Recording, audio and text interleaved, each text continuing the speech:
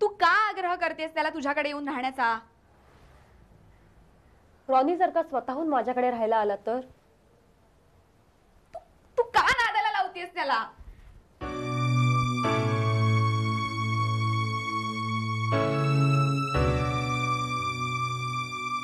तुझं वय किती, तू चिडतेस किती? त्या दिवशी रॉनीचं सामान न्यायला म्हणून मी घरी आले होते तेव्हा तुमची ती कोण अक्का, ती अशीच बोंबाबोंब करत होती. स्वतःची जीत झाल्यावर तुम्हाला खूप आनंद होतो ना.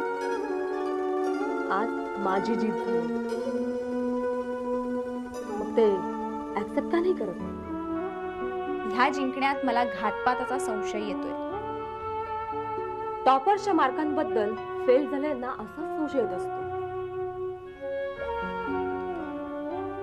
उद्या जर रॉनी खरंच तुझ्याकडे राहायला आला तर? म्हणजे तुला अजूनही शंका आहे की रॉनी माझ्याकडे येईल किंवा नाही?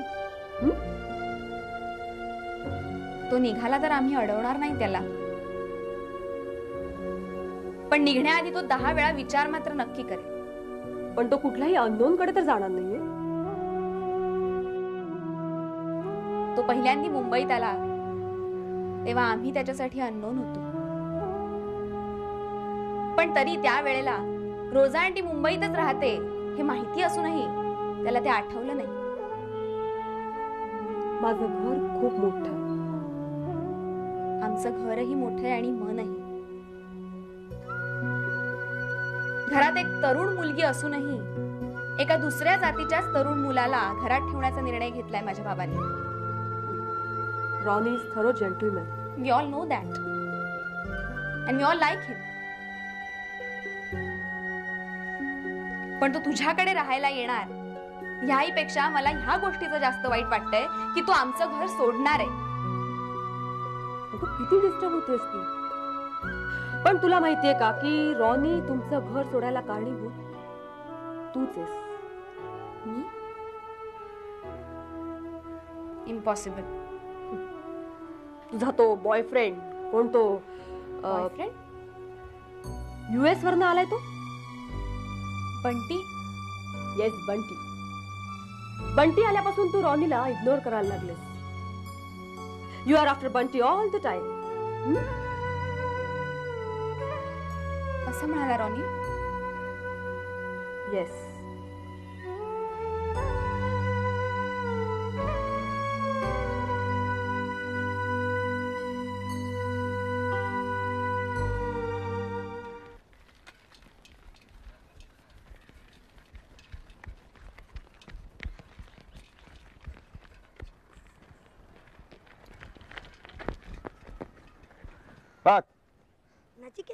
काय हे काय सायकल मला शिकायची का तुला? मगापासून तूच चालवतोय. अरे पण सायकल कशी आहे ते चालून बघायला नको का? बघ आता बघ काय लक्षात घे. हे काय? हे हँडल. हा म्हणजे सायकल तुला इथे वळवायची असेल, इथे वळवायची असेल, सरळ ठेवायची असेल तर हे हँडलचा वापर करतात. हे काय? हे वायर. हे काय? हा रॉड. इथे डबल सीट बसवायचं नाही, पोलीस पकडतात आणि हवा काढून घेतात. कळलं? हे पायंडल. हे मला माहिती आहे. हे काय? हे चाक. हे कॅरियर. हे काय? लॉक. लॉक नाही गधड्या, ही चावी आहे, चावी. आणि हे लॉक आहे. बरोबर. कळलं ना? बसशील? हो. बस बस. नुसता गाडा झाला. बस इकडे. बस सीटवर. चालू? चालू शीट? ब्रेक वर राख.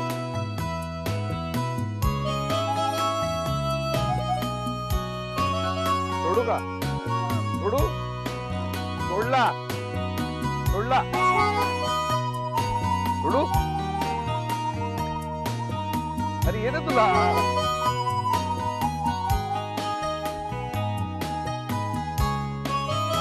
मार. नीट बस, मध्ये बस, नीट बस. बॅलन्स कर ना.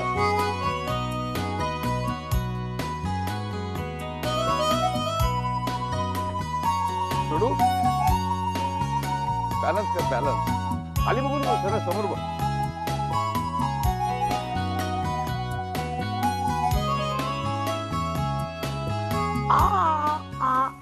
ओरडू नकोस, काय होत नाही. आयु आयु आयु आयु काय आयु आयु अ, नीट आता चालव. आई येईल, मग तिला काय सांगणार आहेस? सायकल शिकताना पडलो. आईला सांगेल सायकल शिकत होतो. सायकल शिकताना पडणार तर नक्की. ती तुला एकट्याला नाही ओरडणार आहे, मग तुझ्या बरोबर माझी पण चंपी करणार आहे ती. नचिकेत काका हम्म. तू आईला एवढा घाबरतोस का? ये तुझं बरं आहे रे. आई ओरडायला लागली की डोळ्यात थोडस पाणी आणायचं की विरघळते आई आणि घेते लगेच जवळ आपल्या तनू बाळाला. आणि मग साचलेला राग आमच्यावर काढते ती ऑफिस मध्ये. सगळ्या स्टाफच्या समोर माझी ती बिन पाण्याने करते. हे हसू नको, सायकल चालवायला शिक, मग मोटरसायकल, मग कार. नचिकेत काका हम्म. आपण धीर नाही सोडायचा. बरोबर, शाबास. मग डबल सीट येतोस? मी हो. माझं बरं चाललंय, सायकल बरी आहे ती, ठीक आहे. मला वाटतं नचिकेत काका तुम्ही हा सगळा फर्स्ट एड बॉक्स घेऊन जा. का ग? मला वाटतं हाताला, दोन्ही गुडघ्यांना, डोक्याला विक्याला बँडेज बांधलेला तन्वीर बघायला मिळणार आहे आकांक्षाताईला. तू येते रक्षिता मावशी? नको, मी बरी आहे. पण तुझी तर परीक्षा झाली आहे. नाही नाही, मला खूप परीक्षा द्यायच्यात अजून. सो बोला मॅडम. मॅडम, आता हे काय नवीन? आपल्यापेक्षा वयाने किंवा अधिकाराने जे मोठे असतात त्यांना आदराने मॅडमच म्हणतात. मी तुझ्यापेक्षा कुठल्या बाबतीत मोठी आहे? हा, वय की अधिकार? अर्थातच अधिकार. अक्षु, जेव्हा तुम्हाला तुझ्या घरातून प्रेमाने का होईना पण बाहेर काढलास ना, तेव्हाच तो अधिकार सिद्ध झाला. पण त्यावेळेला तूच म्हणाली होतीस की मी तुझी सख्खी मैत्रीण आहे. हे नातं विसरलीस तू? जाऊ दे ना अक्षता. वादामध्ये जिंकणं हे तुझ्याकडे वडिलो पाहिजेत आई पाहिजेत आहे असं म्हणायला हरकत नाही. का बोलवलं मला इथे? बंटी आलाय. काय? बंटी? हे मला कोणी सांगितलं पण नाही. कधी आला? झाले 1.5-2 आठवडे. कसा आहे? होता तसाच, शिष्ट, आगाऊ. आता तर काय 8-10 वर्ष अमेरिकेत राहून आलाय. मान आणखी इंच भर ताठच आहे त्याची. असा अचानक कसा आला? तू भेट आणि त्यालाच विचार. 1.5 तास ऐकवेल तुला. आंतरराष्ट्रीय दहशतवाद, त्याची अमेरिकेवर पडलेली छाया, त्यामुळे त्यांच्या मनात परदेशी लोकांबद्दल, विशेषतः भारतीयांबद्दल निर्माण झालेला संशय आणि त्यातून त्याचा झालेला किंवा त्याने मानलेला अपमान. त्याला काय, पैशावर लात मारून आला इकडे निघून. ग्रेट, जमलं त्याला. असं सगळ्यांनाच जमत नाही. हा, पैशावर लात मारणं त्याला सगळ्यात चांगलं जमतं. म्हणजे हेही तू त्यालाच विचार. नाक वर करून सांगेल तुला. प्राची, रेल्वे प्लॅटफॉर्मवर राहिलेला माणूस मी. 2 वडापावात माझं पोट भरतं. कशाला पाहिजेत पैसे? हा, अक्षू, तू इतका वेळ बंटी बद्दल असं तिरकस का बोलतेस? तसं काही नाही ग, पण अक्षू, व्हॉट्स रॉंग? रॉनी त्याच्या रोजा आंटीकडे राहायला गेलाय. ती रोजा आंटी? हे मग काय? कम ऑन अक्षू, त्याला पण त्याचं आयुष्य आहे. स्वतःचे निर्णय स्वतः घ्यायचं स्वातंत्र्य आहे त्याला. रॉनी आमचं घर सोडून त्या रोजाकडे, त्या जळल्या मेल्या रोजाकडे चेहऱ्यावर दिसतंय तुझ्या. बरं तसं म्हणावं तर. पण रॉनी त्या रोजाकडे जायला कारण आहे बंटी. काय? ओ ओ ओ, म्हणजे बंटी आणि तुझ्या मैत्रीमुळे रॉनी नाराज झाला आणि तो रोजाकडे गेला आणि म्हणून तू नाराज झालीस. सही. म्हणजे अक्षता, बंटी आणि रॉनी प्रेमाचा त्रिकोण वगैरे की काय? Okay, relax. मला एक सांग अक्षू, तू एवढी अपसेट का आहेस? म्हणजे बंटीमुळे रॉनी गेला म्हणून अपसेट आहेस, का रॉनी रोजाकडे गेला म्हणून अपसेट आहेस? प्राची, मी तुला इथे माझी टिंगल करायला बोलावलेलं नाहीये. मग मला काही कळत नाहीये. तू मला दिला होतास ना, तसा सल्ला आता मी तुला देणार आहे. बंटी की रॉनी असा प्रश्न तुला पडला असेल, त्यावर विचार करू नकोस. छान. म्हणजे जे काय होतंय ते मी उघड्या डोळ्यांनी पाहत राहू, बरोबर? हो, त्याशिवाय दुसरा पर्यायच नाहीये तुझ्याकडे. अगं, बंटी किंवा रॉनी या दोघांपैकी कोण असा विचार करू नकोस, कारण काही काळाने काळच ठरवेल की या दोघांपैकी कोण. कदाचित तिसराच कोणीतरी तुझ्या आयुष्यात येईल आणि तुझं आयुष्यच बदलून टाकेल. असं होईल? आय मीन, असं कसं कसं होईल? ते काही मला माहिती नाही. त्यावेळेस मी तुझं ऐकून माझ्या घरी गेले आणि माझे सगळे प्रॉब्लेम सॉल्व्ह झाले. आता यावेळेस तू माझं ऐकून बघ. म्हणजे काय करू? ऐक, आता कोणताही विचार करू नकोस. छान घरी जा, मस्त पैकी जेव, सही मध्ये 3 तास झोप काढ, आणि तरीही तुझं डोकं शांत झालं नाही तर संध्याकाळी एखाद्या छानशा बिंडो सिनेमाला जा. That's all. अगं तू प्राची, आता काहीही बोलू नकोस आणि काही विचार करू नकोस. येते. बाय.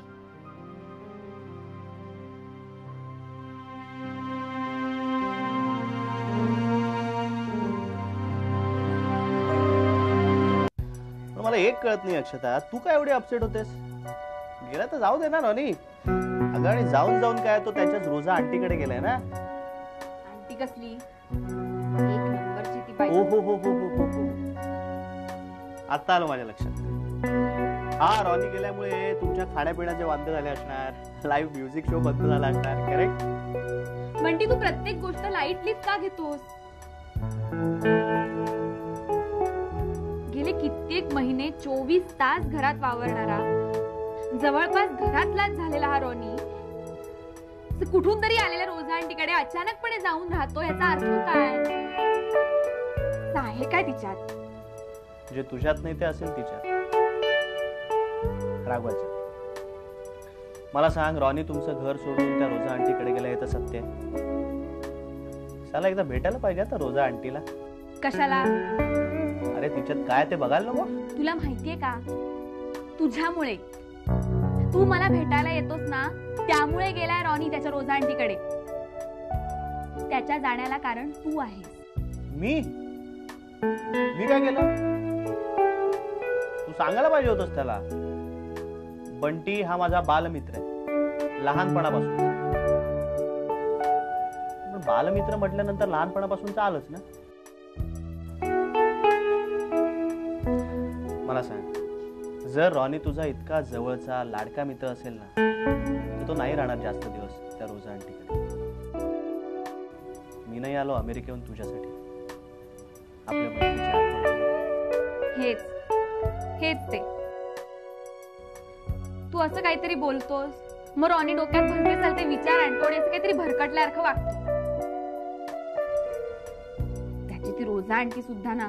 मला एक कळत नाहीये, तुझा राग त्या रॉनी जाण्यावर आहे की रॉनी त्या रोजा आंटीकडे जाण्यावर आहे? आंटी म्हटलं म्हणजे वयाने ती मोठी असणारच. तुला काय तिच्यावर जळायचं काहीच कारण नाहीये. माय फूट. तू माझी तिच्याशी कंपॅरिझन करू नको. ती काय माझ्यापेक्षा दिसायला सुंदर आहे म्हणून रॉनी गेला नाहीये तिच्याकडे. तो तुझ्यामुळे. मी तुझ्याकडे येतो, तुला भेटतो, आपण सिनेमाला जातो, हॉटेलमध्ये जातो, ते त्याला नाही आवडत. करेक्ट? मी नको येऊ तुला भेटायला? नको जाऊया आपण कुठे बाहेर? सांग ना मला सरळ. मी असं म्हटलंय का? मग माझ्यामुळे तो रोजाकडे गेलाय. रोजा आंटी? तेच ते, रोजा आंटीकडे गेलाय असं कोण म्हणाल? रॉनी? नाही, रोजा आंटी. मग बरोबर आहे. अगं ती रोजा आंटी तुला चिडवण्यासाठी हे सगळं करते आणि तू मुलगासारखी चिडतेस पण. तू काम कर, तू त्या रॉनीला जाऊन विचार. मी कशाला जाऊ त्याला विचारायला?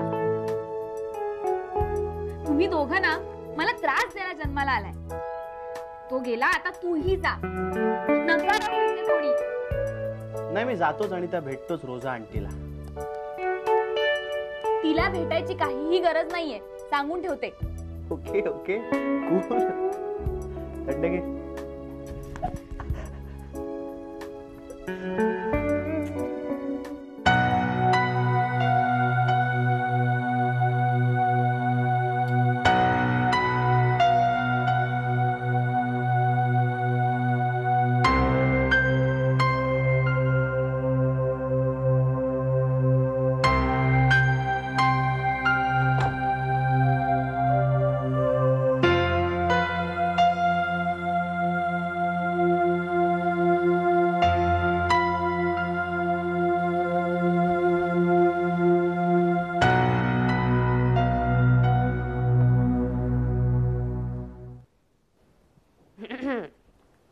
निशांत, आज मी कर्व्यांशी फोनवर बोलले. म्हणजे माझ्या डोक्यात एक कल्पना होती, त्याविषयी बोलायचं होतं.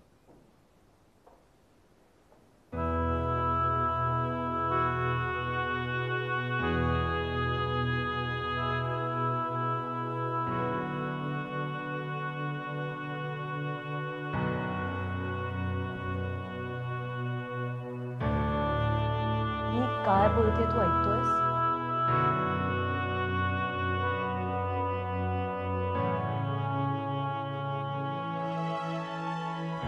बरं का निशांत, आता मी ठरवलंय की मी ऑफिसला जाणार आहे. तुला काय वाटतं?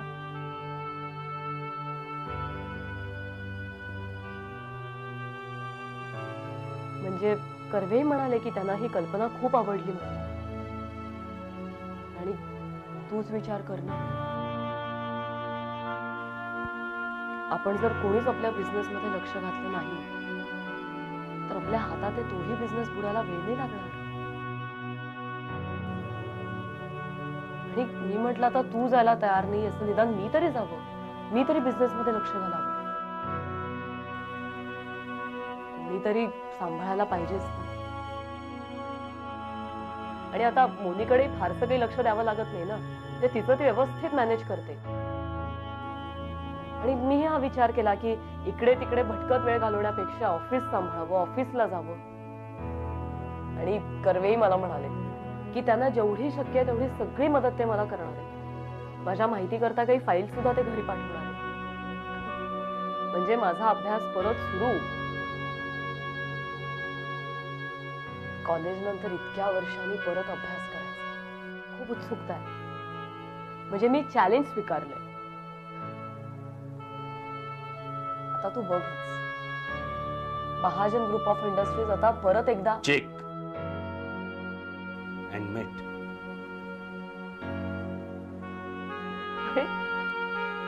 मी तुझ्याशी बोलते.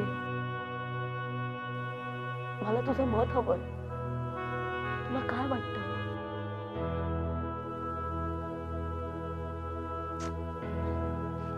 अरे निशांत, काहीतरी बोल. वाटल्यास मला सांग. अदू, तू मूर्ख आहेस, बावळट आहेस, हे काही करायची तुला गरज नाहीये. काहीतरी बोल.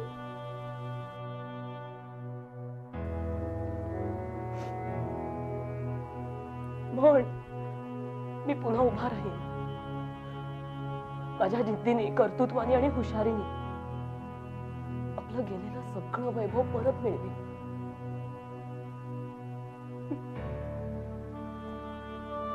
मला माहिती होतं तू यातलं काही बोलणार नाहीस, म्हणून मी म्हणतेय,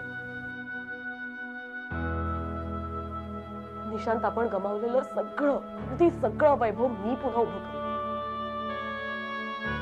तू होतास त्या जागी मी पुन्हा तुला बसवेन. वचन देतो तुला.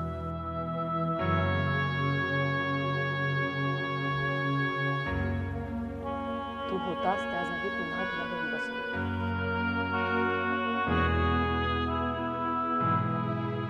माझं वचन आहे तुला.